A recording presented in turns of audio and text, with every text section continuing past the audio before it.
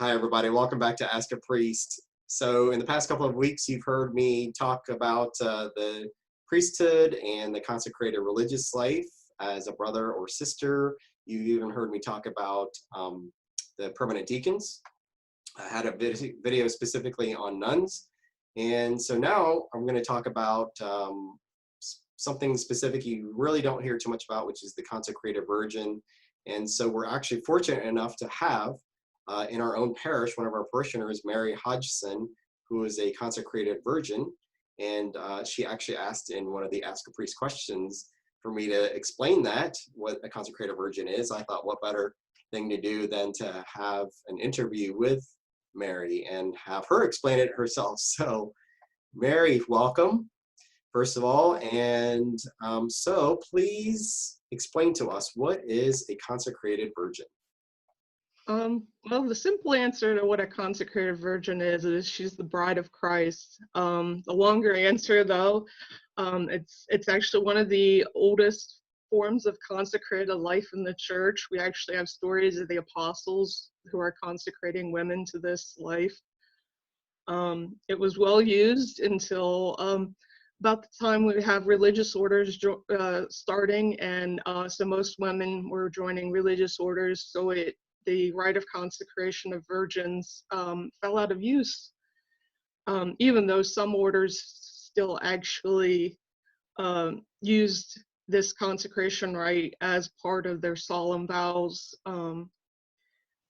But at Vatican II, they reinstated this rite, and it has been in use since. To be a consecrated virgin, it has to be a never married woman who dedicates her perpetual virginity to God. The rite is performed by her bishop, where she is betrothed mystically to Christ and dedicated to the service of the church. And she's set aside as a sacred person who belongs totally to God. That's basically. Wow, awesome. Okay. So here's probably the most obvious question that anybody would ask is, what made you decide to become a consecrated virgin?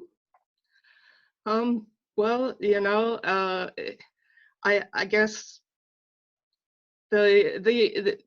my vocation story is kind of long, but I'll tell you the biggest thing that made an impact in discerning is going to Eucharistic adoration.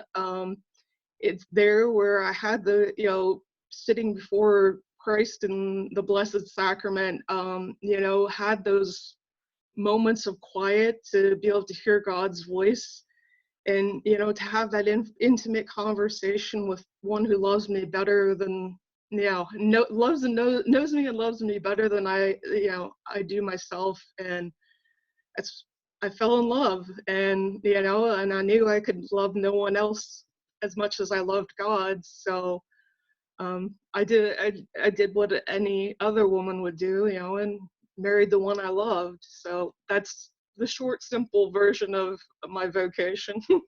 Yeah, well, that's beautiful. So thank you for sharing that. I mean, that's very personal and but very beautiful, very succinct. What would you say, just in general? I'm sure everybody's life is different. What would be what would be sort of the daily life of a consecrated virgin? Well, you're right. The daily life is different for all of us, because we all are self-supporting.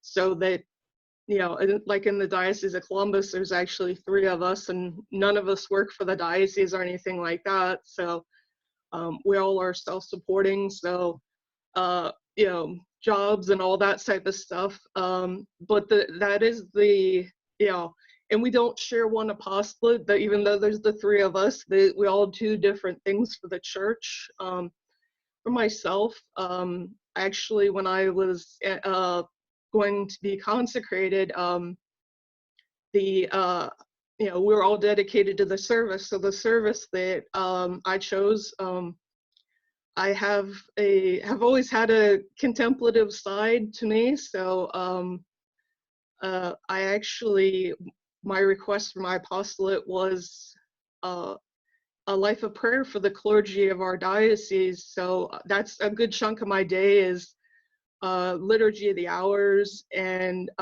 general prayer for the clergy of our diocese. And I, I I I find it very fulfilling work, and that's mostly you know I'm also involved with RCIA and stuff that to help, but I consider prayer my main work for the church. So. Yeah, thank you so much. I think those prayers are very powerful. But yes, you are definitely also active. So you're not just, sitting at home. You've been a table leader at RCIA, and even you're coming in and you're helping with the cleaning crew on Mondays at church, and I see you at daily mass, and so it's very beautiful to see your witness, Mary, to see your holiness and your humility. So thank you so much for that. And so hopefully, everybody, you've now have a little bit of an idea of what a consecrated virgin is. We're very fortunate to have one of only three. Did you say it's in the whole diocese, or? Yes, in our diocese, there's only 3. Wow, that's awesome. Okay. Well, thank you so much, Mary. I appreciate it. And God bless you. Thank you for all of your prayers. All right. So everybody, thank you and God bless. Bye. Bye.